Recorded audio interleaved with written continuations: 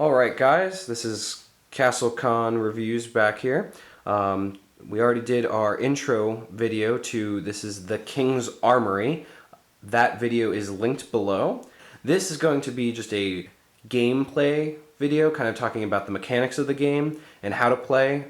There's a lot of rules. It's a pretty thick rule book. It could be a little intimidating at first, but we're going to kind of just go through here and just see if we can quickly teach the game in general. The very first thing to do in this game is to set up the map. What we did here was kind of set up a winding map. I'm going to be zoomed in at the front right now. The entrance of the map is right here, right outside the shot. This map is a 4x4 modular map, so you can kind of make anything you want. So these are double-sided tiles. So we have a road on one side, and on the back we have the grass. Alright, so after you design and set up your map as well as lay out all your components, you guys want to choose heroes. So let's go over one of the hero statistics cards. Valkor is your traditional tank, really a lot of hit points, does some pretty decent damage, and has some great damage resistance. Up in the top left hand corner we see Valkor statistics. Shows you that his hit points are 20, so that's one of the higher hit points in the game. That's how much damage essentially he can take. His actions are 3. Now each action costs a certain amount. Most actions cost 1, but some cost more, so if an action costs 1, then he can do 3 of them. His heal rate is 4. This means that in between waves, so a wave of course is after you defeat all the monsters in one wave, that's when he'll heal 4. His move rate is 5, which means that he can move 5 spaces on the board. In particular, he can move 5 spaces orthogonally. He can't move diagonally 5 spaces. That's how we count everything orthogonally here. His tank number is 3. Tanking is essentially the amount of monsters he can stop in their tracks when they're running down the path. So if you've got monsters that would be running by him and maybe trying to attack either the castle gate or attack a weaker player, he can tank them, stop them, he can tank up to 3 of them, and stop them, and they'll just attack him instead. His dodge rate is 12. Dodge is, of course, whether or not a monster will hit him or not. His damage resistances are for the 3 types of damage: melee, ranged, and supernatural. So, of course, he's going to take the least amount of damage on melee. So, your damage resistance is the amount of damage you subtract from whatever the monster's attack value or damage value is. So just a quick example, if a monster had a melee attack value of 4, then you would do 4 minus his resistance, which is 3, and he would deal 1 damage to Valkor. Same thing with ranged. If there was a ranged damage of 4 and it did hit Valkor, it would be 4 minus 2, which is 2. Just a quick note, no matter what, if an attack is hit, whether you're attacking a monster or a monster is attacking you, you will always do at least 1 damage. So you can't, if there was a melee attack of 1 and you can't do 1 minus 3 is negative 2, they're still going to do at least 1 damage too. Below his statistics, you have the attack options. Now these are usually your general attack options, and we can see here there's Mace Smash and Shield Bash. Both of those have an action cost of 1. So you can call a monster, say a Goblin Peon, and say, I want to Mace Smash a Goblin Peon. Do that, and that'll be worth 1 action. Now you can do that 3 times, or you could do 2 Mace Smashes and 1 Shield Bash, and any combination of, and you can call out different monsters. You don't have to attack the same monster every turn, as long as they're within your range.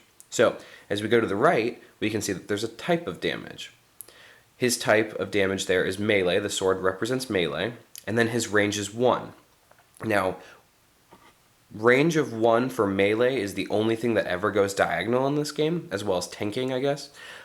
So range of 1 means that you can attack anyone that is orthogonally or diagonally 1 space away from you. That's the same goes for tanking. But everything else in the game, moving, actual ranged combat, and magic combat, is everything is orthogonally. So you got to count squares out. His hit roll, it's the value that you add to your dice roll, your d20 roll, and that determines if you hit the monster. Now, what happens if you hit? you do 4 damage. Now, crit range and crit mod and special are particularly when you roll the d20 and you roll what we call a natural 19 or a natural 20. So in other words, if you just roll a 19 right off the bat, you're going to do a critical hit. What that means is that your damage of 4 is going to double to 8, and if that doesn't kill the monster, then you're going to have a special to that, and that special is actually a little bleed mark, which means you'll add a bleed token to the monster. Bleeding is just like in most other games where, as the monsters move, they're going to start bleeding out. Now, above that, we see our special actions. Special actions can be offensive or defensive depending on the character. We see that Valcors are mostly focused around defense and defending allies. So we have our guard allies. If we have an ally nearby, we can use an action point to guard them. And then we have our personal phalanx here, and that just allows us to, Valcor can tank up to 5 foes this round. So rather than tanking 3, he can tank 5. So he's definitely the in-your-face character that's going to help defend the castle gate or defend other players in a clinch. So after each player has picked their hero, each hero is then dealt 2 equipment cards at random, and these 2 equipment cards start out as locked. What locked means is that you have to pay to unlock them and then equip them. So in wave 1, you're going to have 2 equipment cards that you cannot use. Now once we choose our heroes, we then place our towers in strategic places that we feel like we will need them, and then we can place our heroes where we want to. Now, the heroes need to start within 2 spaces of a tower. So I'm starting Valcor 2 spaces away from the tower, and I'm putting Robin Hood on top of the tower.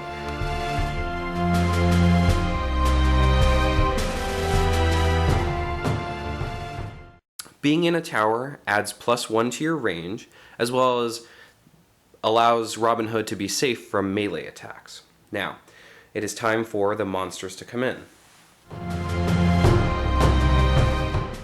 So this is probably one of the most important cards in the game. This is the monster selection card as well as the hero scaling card. Let's start with the hero scaling. As we said before, this game scales with difficulty depending on how many heroes you have. So we're going to be playing a two hero game right now, and this just means that you have 2 towers and then there's no modifiers. But if you're playing a 7 hero game, you have to have 3 towers, 5 extra monsters come in per wave. You have to modify your D12 monster selection die by +3, and we get 1 extra reward per wave that we defeat. So what is that D12 die that I was talking about? If we look over here, we have each wave, and then on the top we have our D12 selection. So let's say in wave 1 we have 3 monsters coming in. Now we have to choose our 3 monsters. We roll the special D12 monster die, roll it, and we get a 9. The 9 represents, we go up here, 9, that means a level 3 monster will be coming in. We roll again, we get a 5. A 5, we go here, we have a level 1 monster coming in. So this is another way where the game is variable and can change each game. If you happen to roll really low on this D12, you'll be getting 1, 2, and level 1, 2, and 3 monsters for the whole game. But if you roll high, you could be getting really difficult monsters for the game. Also, as I was talking about the die modifier, if we look over to the right here, this +3, +2, +1, this means how much you add to your D12 die roll if you have more heroes. So let's say we had a 7 hero game. If I rolled a 5 on my D12, we're going to add 3 to that 5 to get 8, and then look here.